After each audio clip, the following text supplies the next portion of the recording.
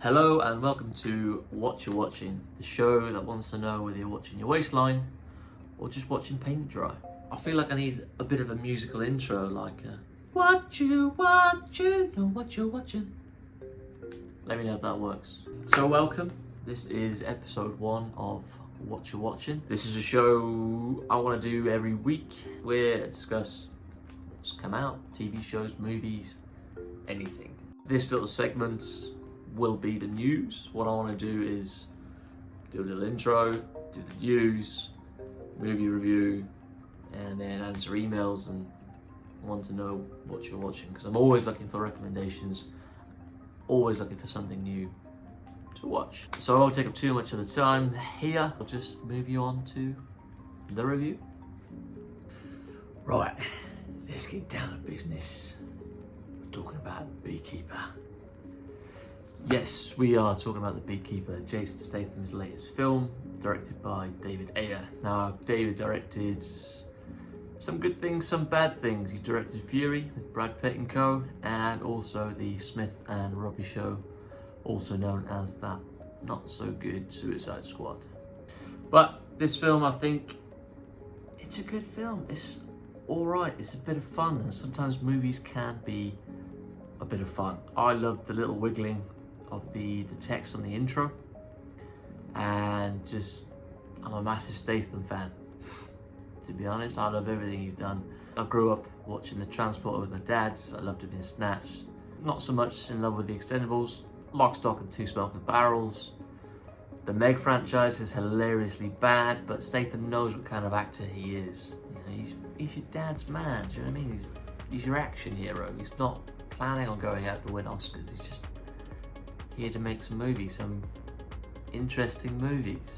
And Beekeeper is just a Statham movie. There's nothing to really concentrate on. There's no extended universe. There's just a story about a man.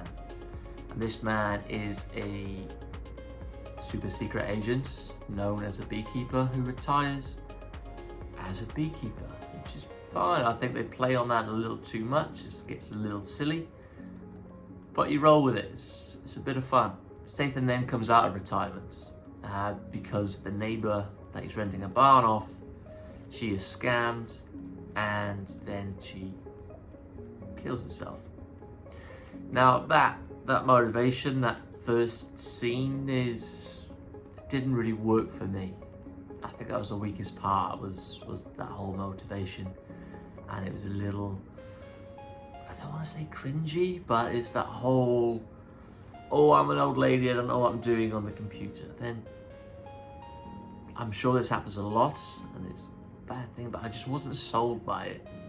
Anyway, Statham goes on the hunt then for the man in charge, and the man in charge is Peter!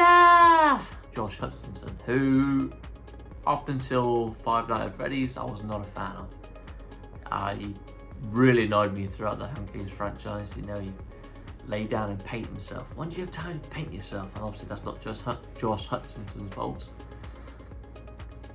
But that whole character, and every time I see his face, I just see Jennifer Lawrence shouting, Peter! But he won me round on Five Nights at Freddy's, and he did a pretty good job at playing an absolute weasel in this film. Really, really believable one. I think he's coming back. He's making his way back. He did Five Nights at Freddy's. He's done The Beekeeper. Now, Beekeeper isn't a great film. It's released in January. Now, historically, movies dump sort of films in this sort of period, post-Christmas. They know they ain't gonna do very well. But go out and see it. It's a bit of fun. It's a bit ridiculous, but it's a bit of fun. That's what movies should be. Just a bit of escapism.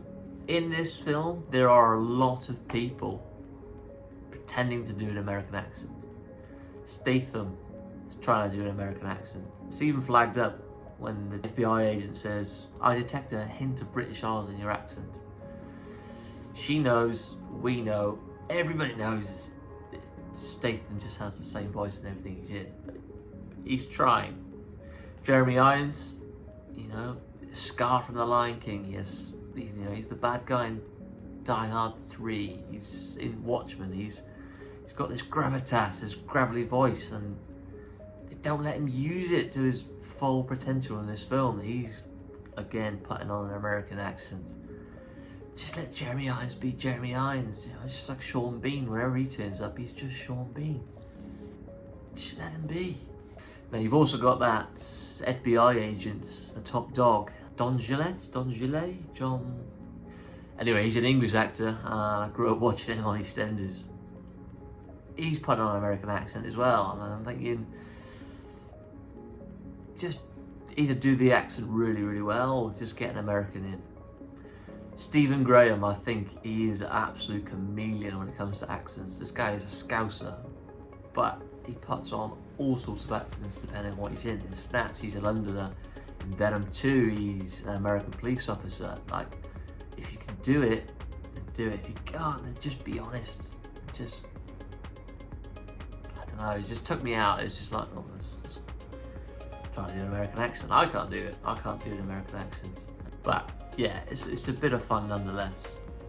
Doing these reviews are really, really hard. Great action set pieces. I was fully entertained when it came to Statham kicking ass.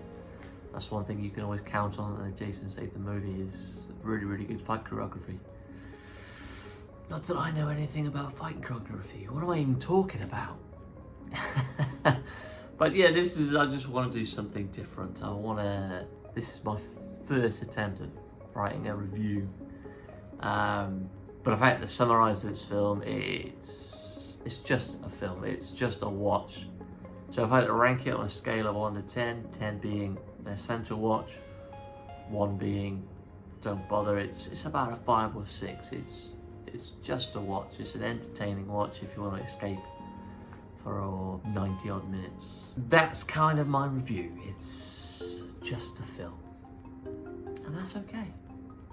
What am I going to do next week? I'm not sure. I want to do Argyle, but that comes up the week after, February 2nd. But that's it as far as the review goes.